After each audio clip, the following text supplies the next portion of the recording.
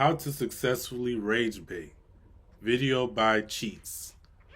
Hey man, if you want to know how to successfully rage bait, just ask your mama because you know she can. No, I'm just playing. But let's see how to do this successfully. So, you want to rage bait. You want to post something so stupid, so confidently wrong, so soul-crushingly cursed that it hijacks someone's brain and forces them to comment. Not because they want to, but because they physically can't let it go. That's the power of rage bait. It's when someone's scrolling peacefully and your post ruins their entire vibe. Suddenly, they're fuming in a Wendy's parking lot, yelling at their phone like, "Who eats pizza with a spoon?" And you're chilling because you wanted that reaction. You It's some people that live for it. It's some people that live for this. Now, me personally, with like with when I'm with friends and stuff like that, I don't mind like instigating and stuff like that. When I'm with friends and stuff like that. But online, I'm not. I don't. My goal is never to rage bait. You know what I'm saying? My goal is never to rage bait. So, but yeah, some people they like to rage bait. You feel me? That's just them. You know what I'm saying? And some people they just like to rage bait. They just got to. You know what I'm saying? That's what they live for. And that's, it is what it is. Engineered it. Today, I'm going to show you exactly how to do it, how to farm hate, grow followers, and win the internet by being confidently wrong on purpose. Let's get into it. Step 1. Be wrong and be loud. If you think you're going to rage bait, you can't half-ass it. You can't drop some slightly off opinion like, "I think ketchup is mid," and expect the internet to explode. That's nothing. That's lukewarm. You need to be blatantly, violently, disrespectful. I would assume like if you're gonna do it, bro, go all the way. You know what I'm saying? You can't half do it. You gotta go all the way with it. You know what I'm saying? Wrong. Like the kind of wrong that makes people grip their phone tighter, the kind of wrong that ruins someone's lunch break. You can't tiptoe into rage bait. You have to swan dive into it shirtless, yelling, "Ban lunch breaks for minors." Because here's the secret. The internet doesn't reward the truth. It rewards audacity. It rewards the dude who says, "Maybe child labor wouldn't be so bad if the kids had better work ethic," with the straightest face you've ever seen. It rewards delusion. The second you say something confidently, even if it sounds like it was written by a raccoon that just learned English. Trying to outsmart nicotine? Sign up for X Programs free 24/7.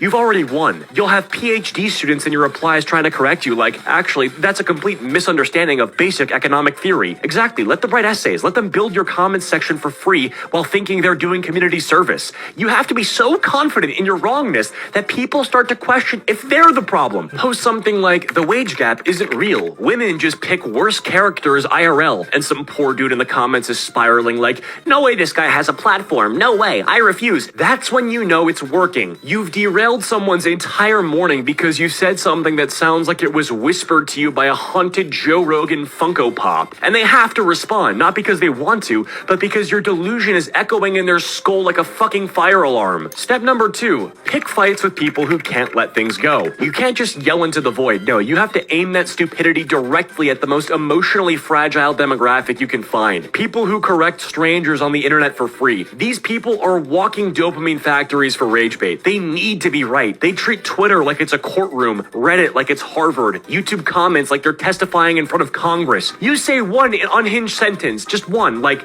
"Men who drink iced coffee are rejecting masculinity and God," and suddenly you've got 37 angry theater kids, 12 influencers, and a guy named Brett in your replies writing paragraphs like, "Actually, gender norms are a social construct," and "Shut up, Brett. That's the content I wanted. You just gave me free real estate in your brain and I'm building a stadium." Yeah, and the best. you gotta, there's definitely people out there that they're gonna fall for the rage bait every single time. You know what I'm saying?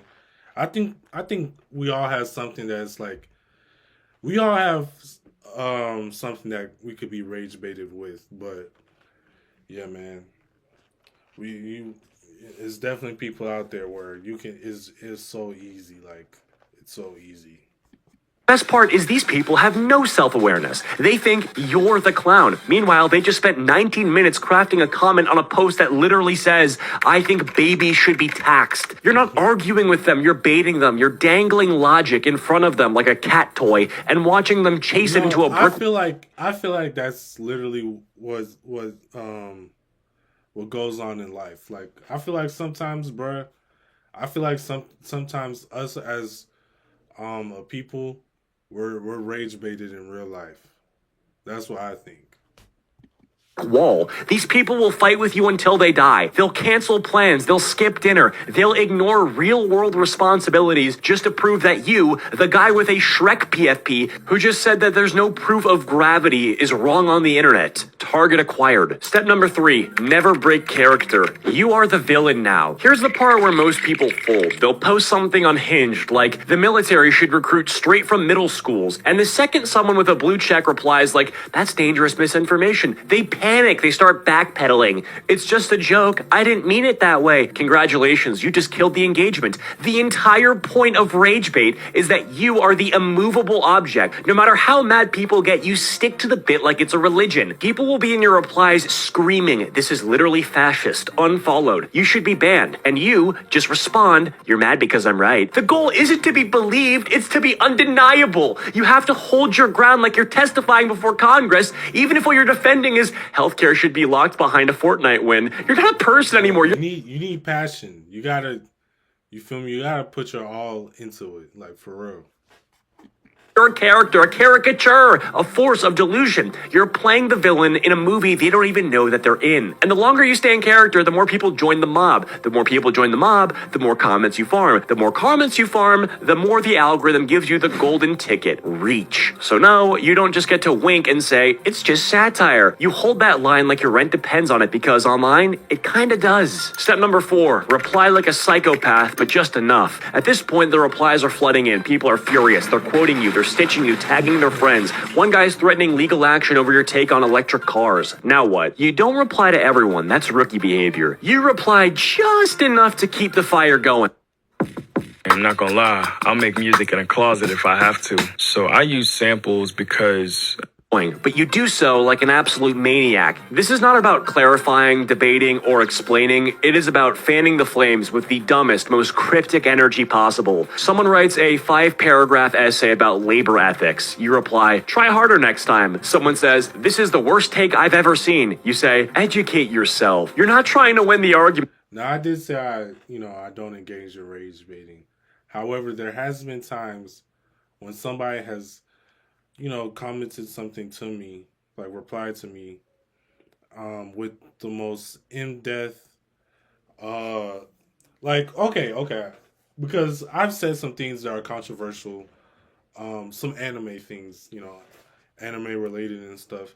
And if you're into anime, you know how the fans can get.